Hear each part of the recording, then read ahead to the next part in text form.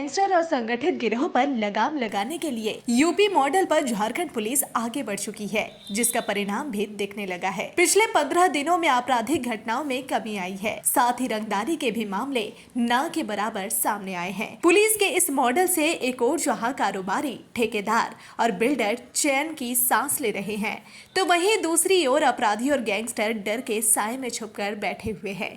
झारखंड में एनकाउंटर की शुरुआत 11 मार्च से शुरू हुई, जब झारखंड के अमन चैन को बिगाड़ने वाला अमन साहू को ही पुलिस ने मुठभेड़ में मार गिराया।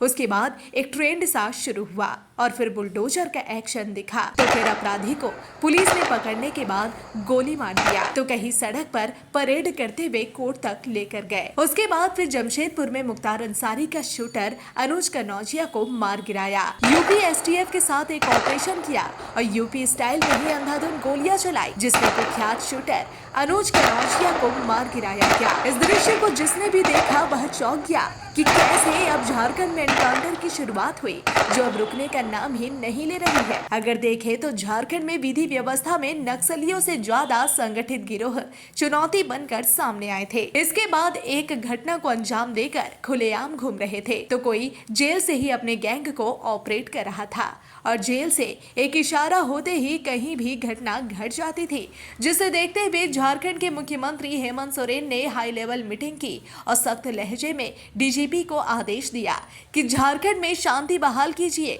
जिससे कोई भी कारोबारी बिना डर और भय के कारोबार कर सके, आम व्यक्ति सड़क पर घूम सके। जिसे देखते हुए पुलिस एक्शन में आई और ताबड़तोड़ ऑन स्पॉट फैसला करना शुरू कर दिया। कुछ एनकाउंटर और बड़ी कार्रवाई पर नजर डाले तो यह बताने के लिए काफी होगा कि कैसे यूपी मॉडल पूरी तरह से झारखंड में शुरू हो गया है। सबसे पहले 11 मार्च का दिन झारखंड में हमेशा याद रखा जाएगा, क्योंकि एक कुख्यात अपराधी डॉन अमन साहू का एनकाउंटर हुआ। फिर इसके दूसरे दिन यानी 13 मार्च को अमन साहू के गुर्गे को रांची में गोली मार दी।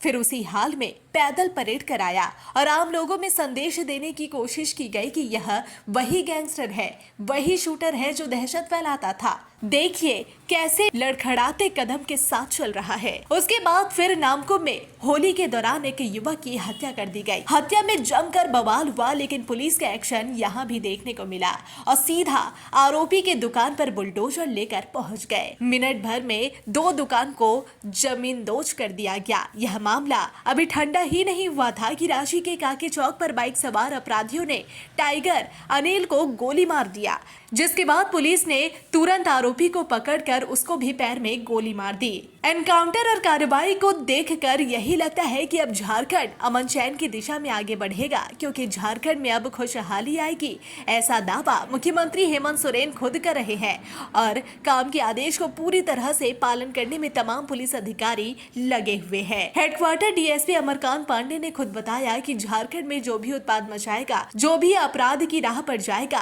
कानून को अपने हाथ में लेगा, अब उस पर कानून के शिकंजे के साथ साथ उसके आर्थिक तंत्र को तोड़ने की कोशिश रहेगी, जिससे कोई दूसरा आपराधिक घटनाओं में शामिल ना हो। पुलिस, रांची पुलिस का यह मतलब सख्त कदम है कि जो भी लोग हिंसात्मक घटना में शामिल होंगे या जो भी हिंसा की बात अपने मन में लाएंगे, उनके विरुद्ध इस तरह की ही कार्रवाई की जाएगी।